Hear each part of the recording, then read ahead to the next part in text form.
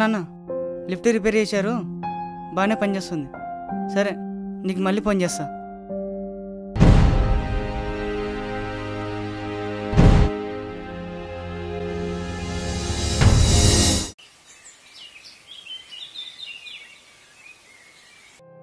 పొద్దున్నే లేవాలి, కాళ్ళు తుడవాలి, 10 దాటితే జాబ్కి వెళ్ళాలి.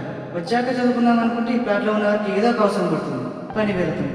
పని చేయడం వల్ల డిగ్రీలో సబ్జెక్ట్ ఆగిపోయాయి, బ్యాక్లాగ్స్ మిగిలిపోయాయి, చదవడానికి టైమే దొరకట్లేదు. అంతేలే ఈ పేదవాణి జీవితం.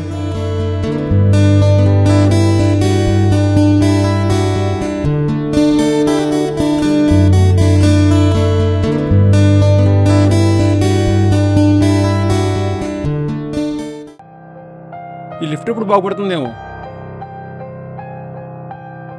ఎక్కలేకపోతున్నా. రే రంగా, కిల్లైన వాటర్ బాటిల్ తీసుకురాపో. సార్ నడుచుకుంటూ వెళ్ళాలా? నా బైక్ తీసుకెళ్ళు. Thank you sir.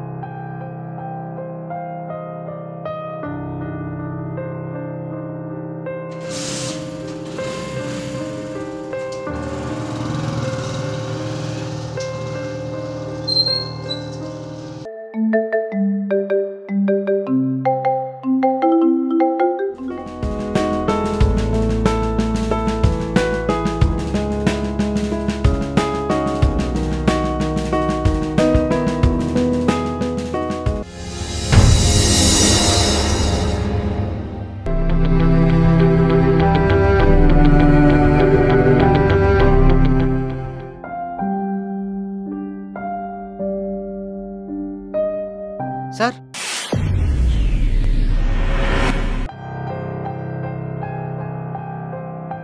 Thank you. It's okay sir.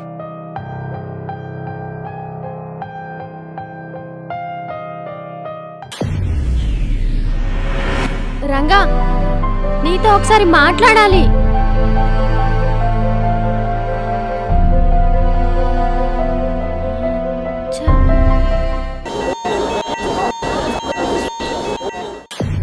ఒక అమ్మాయి సిగ్గు విడిచి ప్రపోజ్ చేసి పట్టించుకోకుండా వెళ్ళిపోతావా?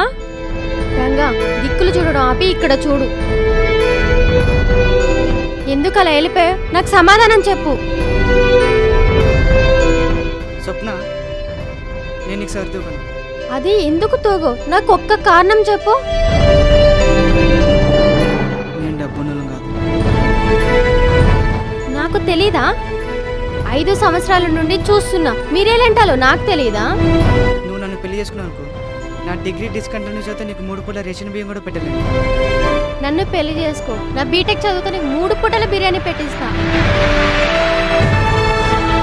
నువ్వు నాకు సెట్ కావు. నేను అందంగా లేనా? నీకేంటే, బంగారమే నువ్వు. అయితే ఈ బంగారాన్ని కట్టుకో కదా. బంగారం ఎప్పుడైనా వజ్రాన్ని పట్టుకుని ఉండాలి, నాలాంటి కంకరాన్ని కాదు. రంగా, ఈ ప్రపంచంలో బంగారం వజ్రం లేకుండా ఉంటారేమో కానీ కంకర లేకుండా ఇల్లు కూడా నిలబడదు. నువ్వు నాకు అంత స్పెషల్ రా. రంగా, లవ్ యూ రా.